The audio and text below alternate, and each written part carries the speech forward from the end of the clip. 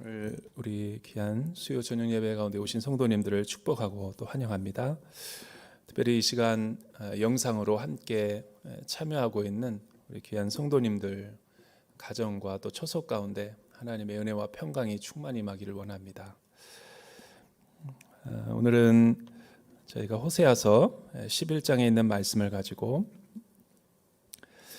하나님께서 우리에게 베푸시는 은혜와 사랑이 얼마나 큰지를 묵상해 보는 귀한 시간을 갖기를 원합니다.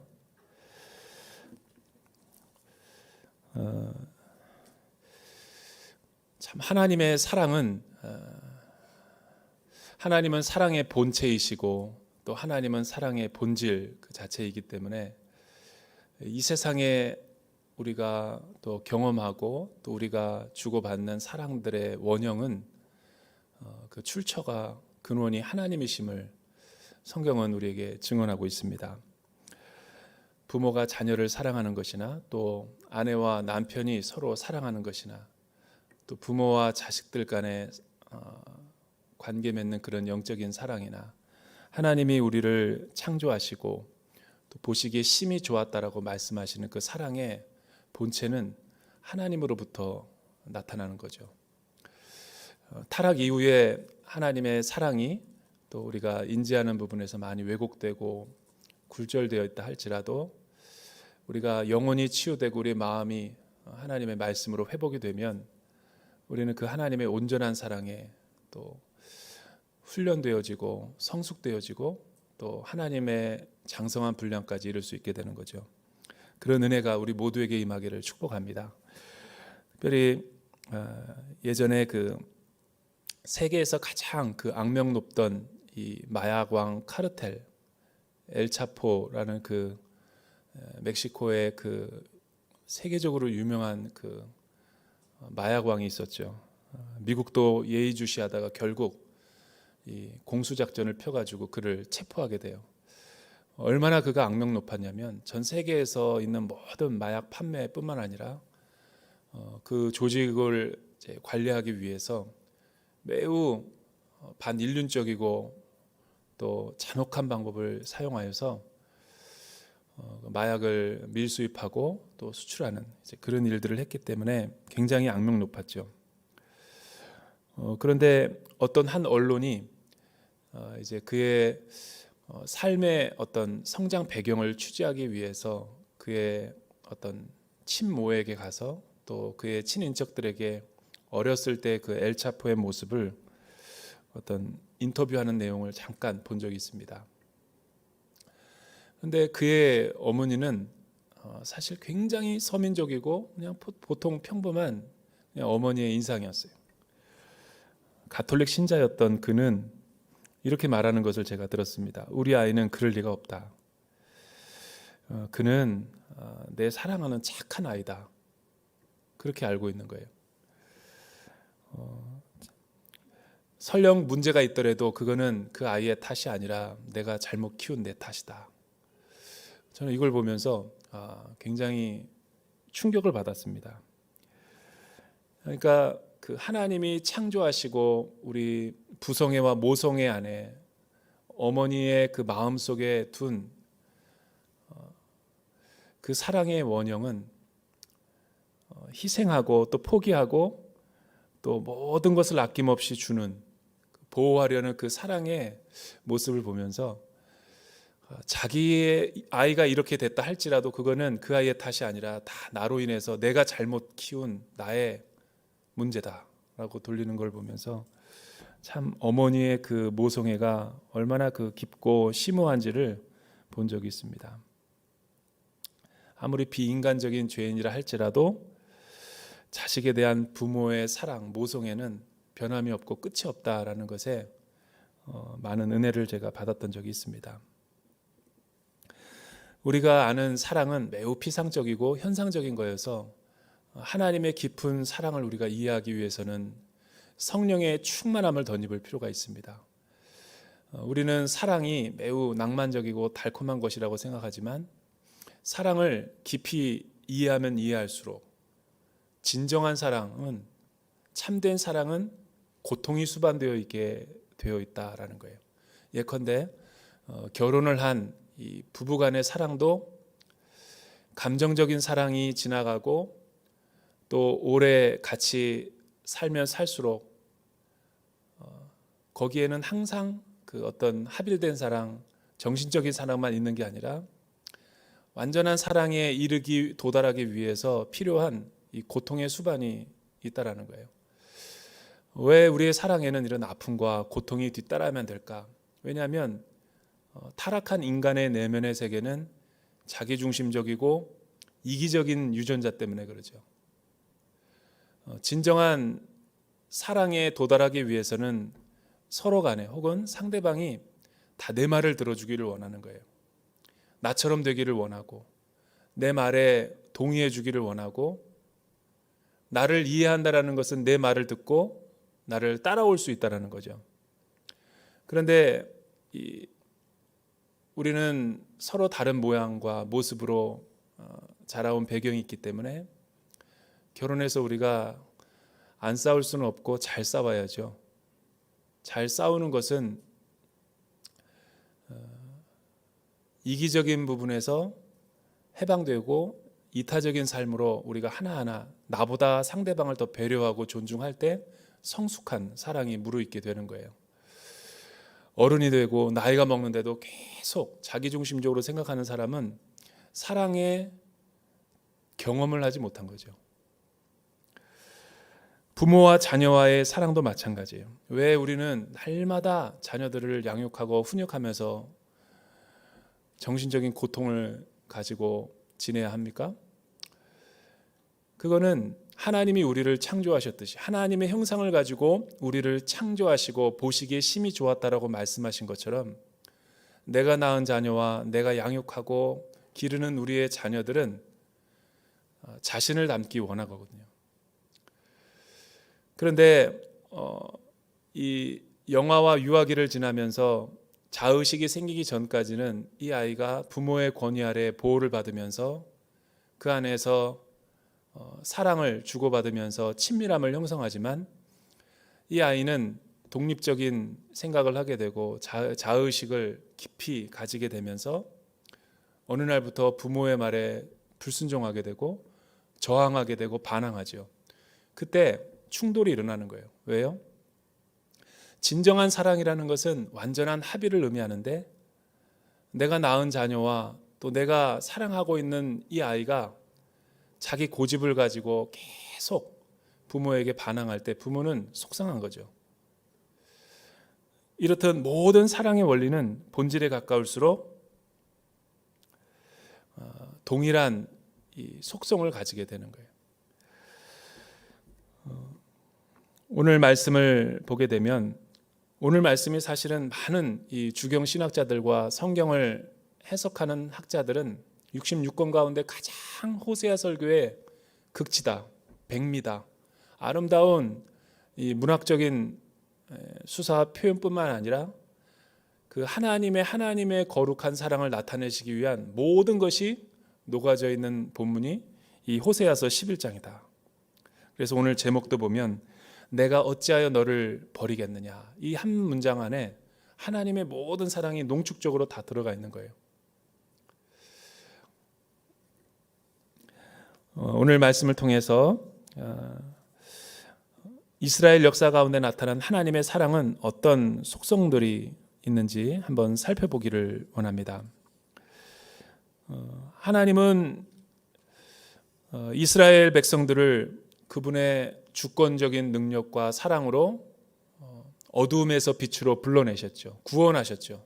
그 구원의 사건을 통해서 하나님은 하나님 편에서 구원받은 이스라엘 백성들과 함께 친밀한 사랑의 언약 관계를 맺으셨어요.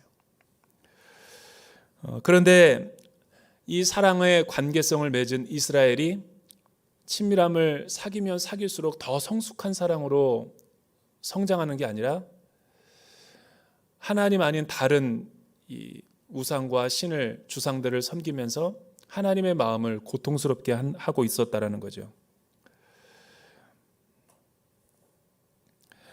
마침내 우리의 죄악보다 하나님의 사랑이 더 크기에 하나님은 이스라엘을 끝까지 포기하지 않으시고 그들을 붙잡아 주심으로 인해 그들의 사랑이 완성이 되고야 말지만 연인 관계를 보면 하나님은 굉장히 속이 많이 상했던 것 같아요. 왜냐하면 이스라엘 백성들은 구원하신 창조주 하나님을 거역하고 배반하면서 하나님과 동거하면서도 다른 우상과 주상의 제단들을 만들어서 동시에 그들을 사랑하고자 했기 때문에 하나님이 시기와 질투심을 느낀 거죠. 하나님의 그 언약 계명을 저버린 이스라엘 백성들을 향해서 가슴앓이를 하고 있는 부분이 이 호세아 11장에 잘 기록되어 있는 것을 보게 됩니다. 이스라엘을 구원하신 하나님의 사랑은 어떻게 나타나는지 1절과 4절 우리 같이 한번 살펴보기를 원합니다. 같이 한번 읽어볼까요? 시작. 이스라엘이 어린아이였을 때 내가 그를 사랑했고 이집트에서 내 아들을 불러냈다. 그러나 내가 그렇게 부르면 부를수록 그들은 내게서 떠나갔다. 그들이 바알에게 제물을 바쳤고 우상들에게 희생 제물을 태워 바쳤다.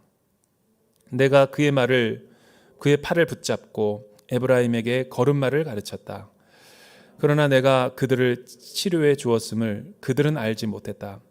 내가 그들을 인간의 줄로 사랑의 끈으로 이끌었고 그들의 목에서 멍에를 벗겼으며 그들에게 먹을 것을 주었다.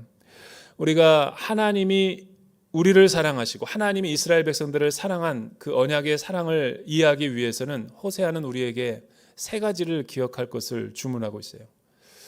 먼저 참된 하나님의 이스라엘을 향한 사랑을 깨닫기 위해서는 과거에 하나님께서 우리를 어떻게 부르셨는가, 그 구원의 사랑을 깨달아야 되는 것이며, 두 번째는 지금 현재 이 북이스라엘 사회에 만연한 타락하고 부패한 그들의 현재의 모습을, 신앙의 현 주소를 정확하게 하나님의 말씀으로 진단할 때 그들이 정신 차리고 돌아오게 될 거라는 거예요. 현재 이스라엘의 신앙의 모습을 나타내고 있죠. 세 번째는 미래의 하나님의 초월적인 사랑과 헷세대의 사랑으로 오래 참음의 기다림으로 마침내 그들이 변화되어 자기에게 돌아올 것을 예언하면서 호세아서는 오늘 본문을 마무리하는 것을 보게 돼요. 자, 1절서부터 4절에 있는 말씀을 보면 1절에 이런 말씀이 나오죠. 이스라엘이 어린아이였을 때 내가 그를 사랑했다. 이집트에서 내 아들을 불러내었다. 이제 연인의 관계로 10장까지는 이야기하다가 11장에 오면 너무 말을 안 듣는 이스라엘 백성들을 향해 거룩한 사랑을 불태우시며 그 말을 듣지 않는 이스라엘의 본성을 아들로 표현하고 있어요. 이 비유와 은유를 우리가 잘 이해할 필요가 있는 것은 이 9장에서와 10장에서 11장에 계속해서 호세아서는 상징을 이용해 가지고 이스라엘의 원래 하나님이 창조하셨던 모습을 기대하고 있는 거죠. 여러분 9장에서는 이스라엘을 무엇이라고 표현하고 있습니까? 포도나무와 무화과나무. 들판에서 광야에서 그 6년 동안 씨앗을 심고 나무가 성장해서 열매를 맺기까지는 6년 동안이라는 오랜 기다림이 필요한 이 무화과나무의 포도나무의 이 은유를 이스라엘로 표현하고 있는 거예요. 하나님이 이스라엘을 처음 만났을 때 잃어버린 어린 양처럼 방황하고 또한 애굽의 종로로 타고 있었을 때 압제와 고통 가운데 신음하며 소망이 없던 그들을 처음 만났을 때의 첫 장면을 이렇게 묘사하고 있는 거예요. 광야를 지나가다가 아무것도 없는 들판에서 포도나무가 열매를 맺었던 그 모습, 그러니까 무화과나무에 기대하지 않았는데 열매를 맺은 그 광경을 하나님은 이스라엘로 표현하고 있어요. 하나님이 그렇게 우리를 창조하시고 부르시고 열매 맺는 인생을 살아가기를 원하시는 거죠. 10장에서는 이스라엘을 어떻게 표현하고 있냐면 무성한 포도나무 열매, 이렇게 또 한번 강조하고 있는 것을 보게 되죠. 그냥 포도나무가 아니라 첫 열매가 아니라 풍성한 이 과실이 탐스럽게 익은 이스라엘의 모습, 그러니까 하나님 안에 거하고 이스라엘 백성들이 나의 말에 거할 때 이런 언약과 사랑의 관계성을 맺을 때 그들은 저절로 이런 무성하고 풍요와 번영 가운데 축복을 받는 민족으로 살아갈 수밖에 없었는데 이스라엘이 그렇게 살아가지 못했다라는 거죠. 오늘 말씀을 보면 이스라엘이 내 아들이라고 부르고 있어요. 이스라엘은 내 아들이다. 아들은 종의 관계가 아니죠. 아들은 내가 낳은 거예요. 나의 생명이 내 DNA가 들어가 있는 거죠. 히브리적인 이 문학 관계에서 보면은 유대인들의 아버지는 자기 자녀가 유대인의 아버지처럼 닮기를 원하는 그런 문화적인 특징이 있는 거예요. 그거를 호세아는 차용하면서 너는 내 아들이라고 말하는 것은 나를 꼭 빼닮은 아들이 되기 원하고 지혜로운 아들이 되기 원한다. 그런 소원을 하나님께서 이렇게 표현한 거죠. 이스라엘이 어린아이였을 때 내가 그를 불러냈고 사랑했으며 마침내 그가 성인이 되어서 장성한 멋진 내 꿈을 계승하고 내 비전을 성취하는 성숙한 아들이 되기를 원한다. 그것이 하나님의 소원이고 소망이었던 거예요. 어린아이라는 것은 미숙한 때죠. 실수가 많고 흠이 많고 쓰러지고 넘어지고 자빠지고 하는 우리의 신앙의 연약함을 표현하는 거예요. 그런데 문제는 뭐예요? 이런 기대와 사랑과 축복 속에서 아무 부족함 없이 잘 자라야 되는 이스라엘이 그렇게 부르면 부를수록 그들은 내 품 안에서 떠났다라는 거죠. 반항하는 아이, 저항하는 아이처럼 가나안 땅에 들어가기도 전에 광야에서 방황하다가 바알 부올에게 희생 제물과 제사를 드리고 하나님의 마음을 아프게 해드렸던 그들의 죄악된 모습을 호세아는 고발하고 있는 거죠. 생각해보라. 과거에 그럼에도 불구하고 나 여호와 하나님이 이스라엘을 어떻게 대우했으며 어떻게 그들을 양육했는가. 오늘 말씀해 보니까 그의 팔을 붙잡고 이스라엘에게 걸음마를 가르쳤대요. 그리고 그들의 병들었고 만신창이가 된 그들의 우상들에게 농락당했던 그들의 상처와 아픔을 치유하고 그의 영혼을 회복시켰다라는 거예요. 하나님을 알지 못했을 때 비참하게 살던 죄의 종로로 타던 그들의 모습에서 건져내어서 하나님은 그들의 삶을 복되게 하시고 은혜로운 삶을 살아가게 하셨다라는 거죠. 그러나 그럼에도 불구하고 그들은 기억하지 못했다라는 거예요. 왜냐하면 세상에 팔려 있고 죄에 지금도 팔려 있기 때문에 그런 거예요. 4절 보니까 내가 그들을 인간의 줄로 사랑의 끈으로 이끌었다. 이 해석이 안 되는 부분인데 인간의 줄이라는 것은 이 고대 세계에서 자녀를 양육할 때 걸음마를 배울 때 그 끈을 이용했던 것 같아요. 끈을 이렇게 그 아이에게 붙잡게 하고 부모가 이렇게 당겨가지고 한 걸음 한 걸음 걸음마를 하게 할 수 있도록 유도했던 도구였죠. 그 인간의 줄이라는 것은 뭐예요? 부모와 자녀들 간의 친밀한 유대 관계를 나타내며 인격적인 관계를 나타내는 거죠. 하나님은 우리에게 너무 친절하시고 인격적이고 사랑의 하나님으로 우리를 늘 인도하신 선한 목자였다라는 거예요. 그리고 그들은 목에서 멍에를 꺾고 벗겨 그들에게 먹을 것을 주었다라는 거죠. 애굽의 종로로 타던 데에서 사탄과 마귀의 죄의 종로로 타던 데에서 그 죄악의 철장을 끊어버리고 하나님은 우리를 치유하시고 자유케 하셔서 날마다 은혜로운 하나님의 생명의 말씀을 공급하셨던 분이시라는 거예요. 그런데 이스라엘 백성들은 어떻게 하나님 앞에 반응했어요? 계속 하나님 품으로 돌아가기는커녕 하나님의 가슴에 못을 박고 하나님의 순종의 길로 가기는커녕 자기 고집대로 딴 길로 가서 위기에 처해 있는 이스라엘의 모습을 오늘 이렇게 북이스라엘 사회를 비판하면서 하나님의 사랑을 이야기하고 있는 거죠. 로마서 5장 6절과 8절에 이런 말씀이 있죠. 우리가 아직 연약할 때에 기약대로 그리스도께서 경건치 않은 자를 위하여 죽으셨도다. 우리가 아직 죄인 되었을 때에 그리스도께서 우리를 위하여 죽으심으로 하나님께서 우리에 대한 자기의 사랑을 확증하셨느니라. 우리가 원수 되었을 때, 우리가 죄인 되었을 때, 우리가 아직 연약했을 때에 하나님을 알기 이전에 하나님은 우리를 아시고 기다려주시고 조건 없는 사랑으로 우리에게 찾아오셔서 언약의 관계, 구원의 관계를 맺어주신 여호와 하나님이시라는 거예요. 그래서 과거를 추억해 볼 필요가 있는 거예요. 지나온 세월을 돌이켜보면서 하나님께서 우리에게 베풀으신 은혜와 사랑, 지금이 아주 좋은 때죠. 한국교회가 모든 것이 멈춰져 있을 때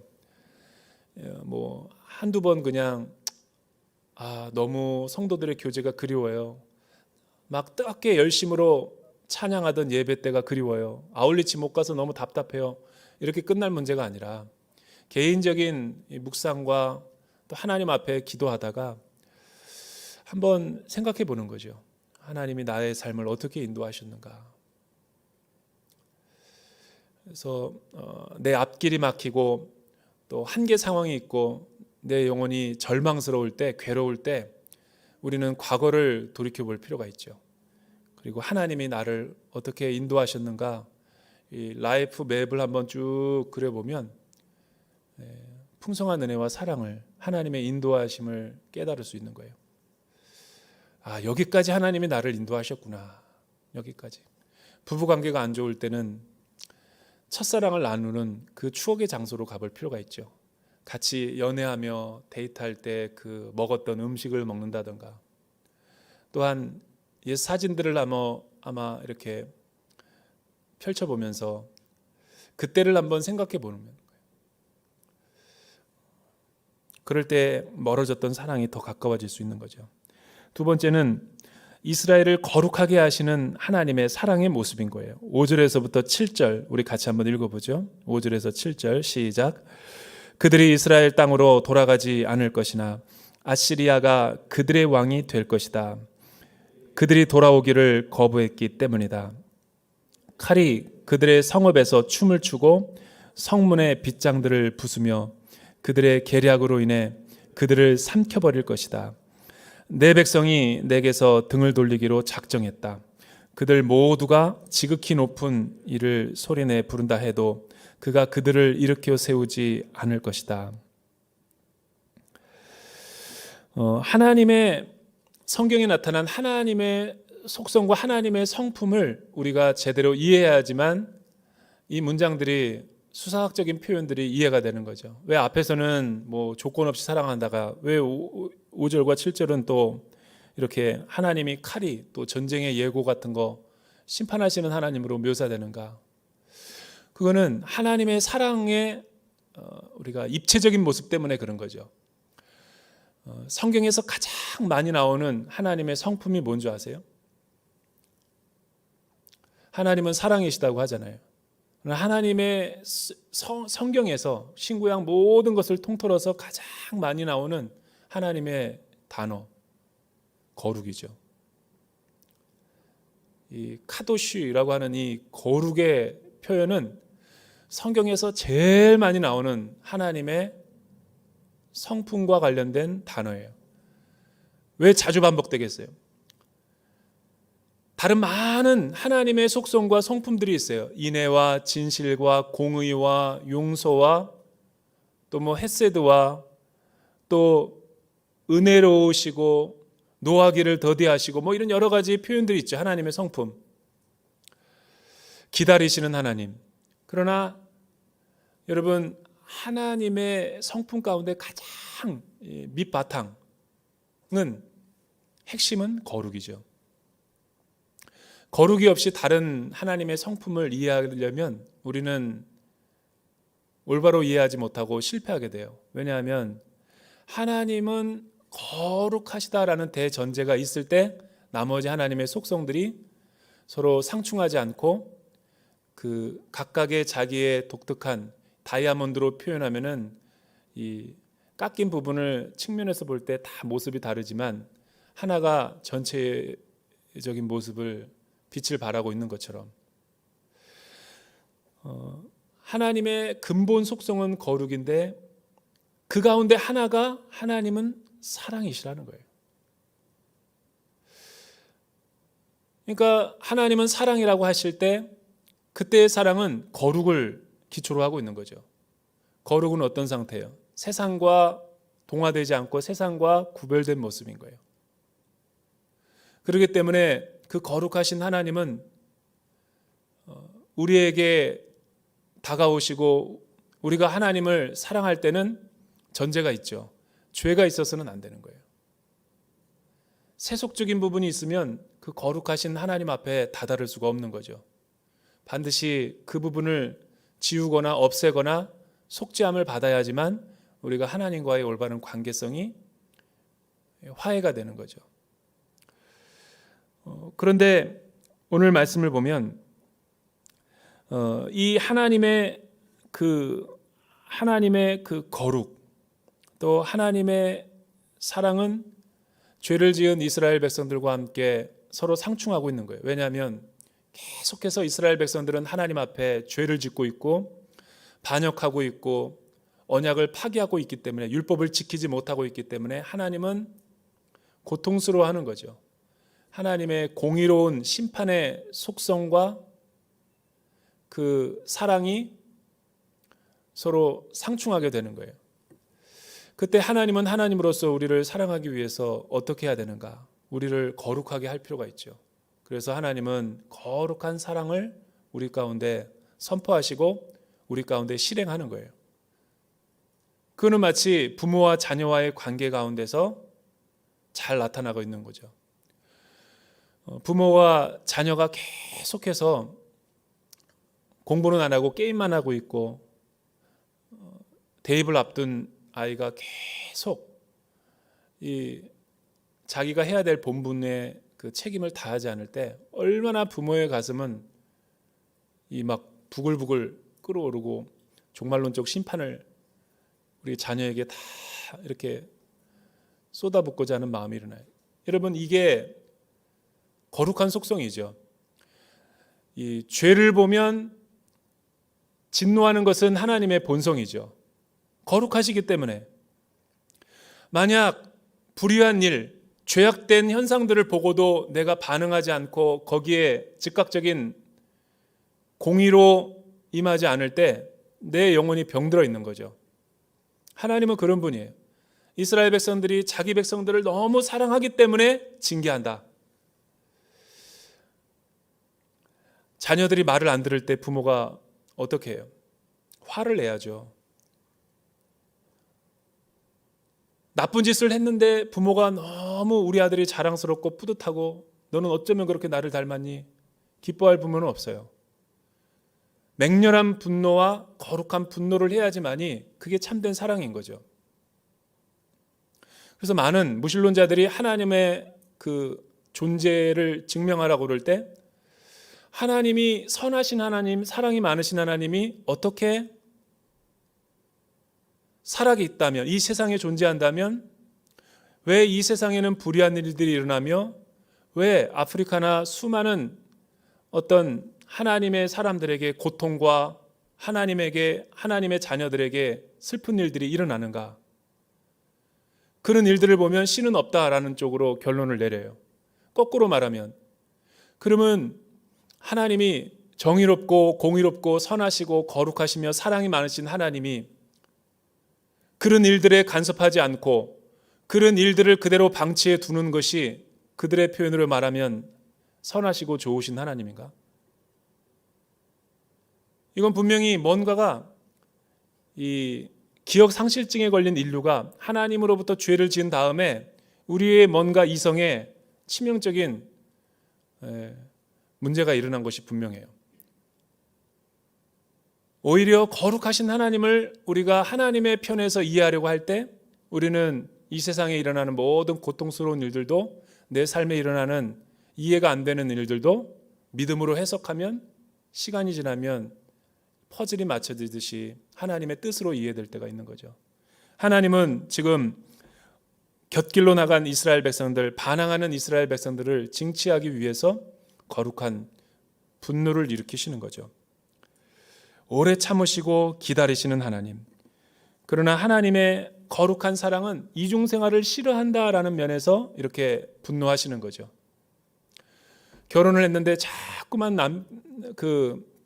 아내가 본 남편 말고 다른 남편에게 바람을 피고 이중생활을 하고 있다.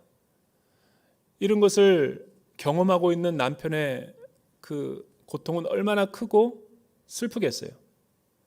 꼭 같은 상황인 거예요. 말을 안 듣는 자녀들을 사랑으로 대하는 방법은 두 가지가 있는 거죠. 더 기다려보는 거죠. 두 번째는 분노하는 거죠.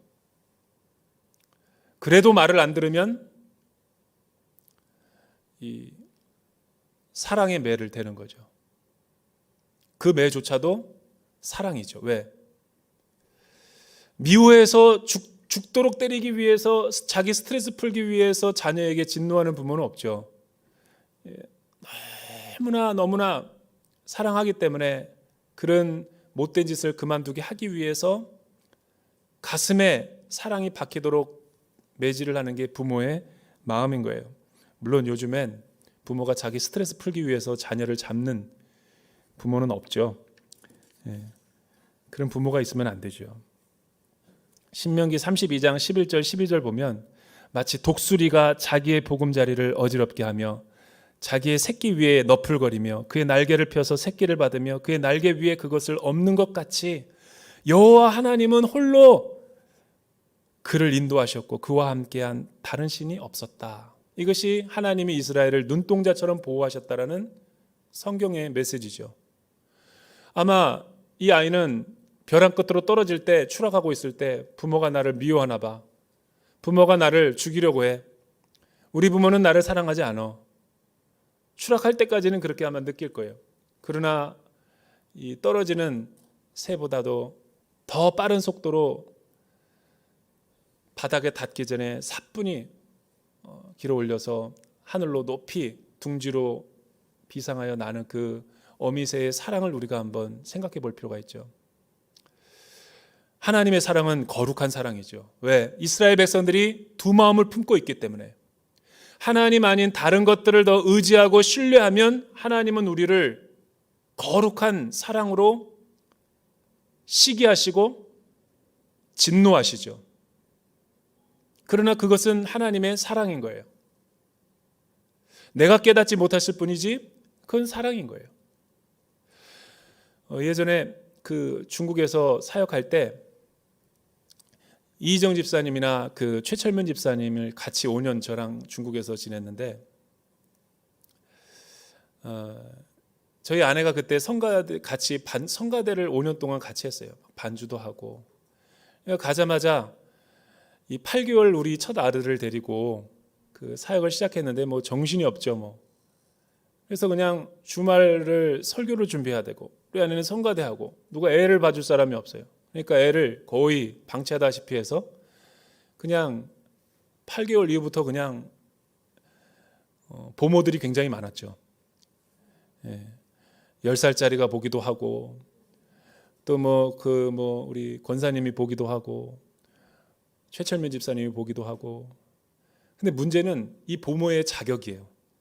이 보모가 애를 보는데 좀 서툰 것 같아요. 내가 보기에는. 왜? 그냥 주머니에서 우리 첫째 아이에게 추파춥스 같은 거, 뭐 마이쮸 같은 거 막 계속 먹이는 거예요. 나중에 주말에 집에 오면 우리 아이 주머니에서 막 사탕이 막 나와. 근데 문제는 대한치과협의회에서 제일 먹지 말아야 될 1순위가 이빨 사이에 끼는 뭐다? 잘 모르니까 객관식으로 제가 표현할게요. 1번 땅콩 카라멜, 2번 마이쮸, 3번 추팝주스, 4번 알사탕, 여러 가지가 있지만 마이쮸는 정말 안 좋아요. 왜? 다 이빨에 껴요. 근데 그게 다 썩죠. 그래서 우리 몰랐는데 사역을 열심히 하면 할수록 우리 주원이의 이빨은 열심히 썩고 있더라고요. 그래서 어느 날 보니까 애가 이 신경을 건드렸는지 막 비명을 지르는 거예요. 급하게 아시아나항공을 타고 저희 아내가 한 달을 갖다가 그냥 대공사를 하기 위해서 한국에 왔던, 나 혼자 정말 이 홀로 지내는 그런 안타까운 일들이 벌어졌죠. 돈도 많이 들었을 뿐만 아니라. 근데 그때 저희 아내가 걱정이 되니까 어떠냐고 내가 물어봤는데, 얘 아이가, 여러분 잘 생각해 보세요. 그 2살 먹은 애가 치과에 가려는데 기겁을 하죠. 경기를 일으키는 거예요. 뭘 선물을 사준다고 해도 도통 안 하고, 그 무서움과 공포는 우리가 생각하는 것과는 거의 달라요. 저희 아내는 또 마음이 약해가지고 강하지를 못해가지고 애가 울면, 자지러지게 울면 못 데려가는 거예요. 그러니까 치과만 10번 넘게 간 거예요. 애가 진정을 시키면 또 데려가고, 진정을 시키면 또 데려가고. 근데 나중에 들어보니까 얘랑 그 신랑이 버리면서 부모의 마음이 그냥 억장이 무너지는 것 같은 눈물을 막 흘렸다는 거예요. 제일 슬펐던 대목이 뭐냐고 돌아와가지고 얘기해 주는 게 이 부분이래요. 마지막에 이제 10번째 치과에 갔는데 다 진정시키고 갔는데 애가 이런 말을 하더래요. 또 안 간다는 거예요. 왜냐하면 얘는 자기가 죄를 져서 부모가 자기를 죽이려고 치과에 데려가는 줄 아는 거예요. 이제 말 잘 들을게요. 이제 말 잘 들을게요. 막 펑펑 운다라는 거예요. 근데 그때 이제는 저희 아내가 마음의 훈련이 돼서 입을 틀어막고 팔을 비틀고 같이 들어가가지고 이 이빨 공사를 한 거죠. 막 눈물 흘리면서. 왜냐하면 너가 살기 위해서는 아프지만 고통스럽지만 이 수술을 참아야 돼. 저와 여러분의 삶에 이해가 안 되는, 가끔 하나님이 내 인생을 광야로 몰 때가 있죠. 가끔 인간관계로 인해서 너무나 내 삶이 곤고해지게 할 때가 있죠. 나는 최선을 다했는데 왜 나를 사랑하는 그 상대방이 오해를 내서 저런 일들이 일어나나. 이해할 수 없는 많은 일들이 있죠. 내가 자녀를 위해서 최선을 다했는데 자녀가 어긋날 때 부모의 마음은 알 수 없는 이 비통함 가운데 있게 되는 거예요. 여러분, 그때는 우리가 생각해야 돼요. 이 호세아 11장을. 하나님이 나를 죽이려는 것이 아니에요. 내 영혼의 신앙의 현 주소를 돌이켜보게 하는 거죠. 왜? 하나님 제일주의보다, 하나님의 중심보다 내가 더 우선순위에 두고 더 가치 있게 여겼던 그 무엇 때문에 하나님이 질투하시는 거예요. 그래서 하나님은 그 부분을 수술하고 제거하기 위해서 고통스럽지만 하나님은 환경을 통해서 우리에게 어느 정도 일시적으로는 허용하는 거예요. 그러나 우리는 얼마나 그 순간이 고통스럽고 힘들었어요. 우리 모든 인생은 순례의 여정을 걸어갈 때 이런 광야를 다 걸어가게 돼 있어요. 아무도 못 이해해주는 나만의 하나님 안에서의 그 광야가 있어요. 춥고 배고프고 정말 고통스럽고 남들이 알아줄 수 없는 그 어두운 시간들. 그러나 여러분, 시간이 지나고 한번 보세요. 그 어두운 시간이 있었기 때문에 내가 하나님의 거룩한 사랑을 이해할 수 있었던 거예요. 내가 입술로는 하나님을 사랑한다고 하면서도 얼마나 많은 세속적인 일들이 내 안에 있었어요. 이중적인 생활과 두 마음이 내 마음 가운데 얼마나 많았어요. 그런데 그 힘들고 어려웠기 때문에 내 하나님을 의지할 수 있었던 거예요. 만약에 내 그 어두웠던 그 부분들이 없었으면 나는 아마 주님 품 안에 있지 못했을걸요.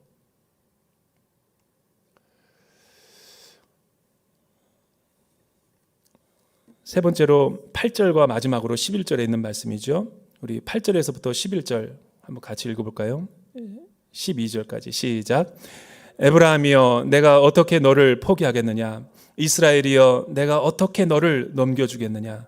내가 어떻게 너를 아드마처럼 하겠느냐? 내가 어떻게 너를 스보임처럼 만들겠느냐? 내 마음이 바뀌어 내 긍휼이 뜨겁게 솟아오른다. 내가 내 진노를 쏟지 않고 내가 다시는 에브라임을 멸망시키지 않을 것이다. 나는 하나님이고 사람이 아니며 내 가운데 있는 거룩한 신이기 때문이다. 내가 진노함으로 오지 않을 것이다. 그들이 여호와를 따라갈 것이며 그가 사자처럼 포효할 것이다.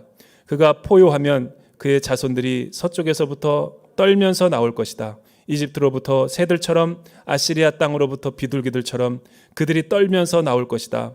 내가 그들을 각자의 집에서 살게 할 것이다. 여호와의 말이다.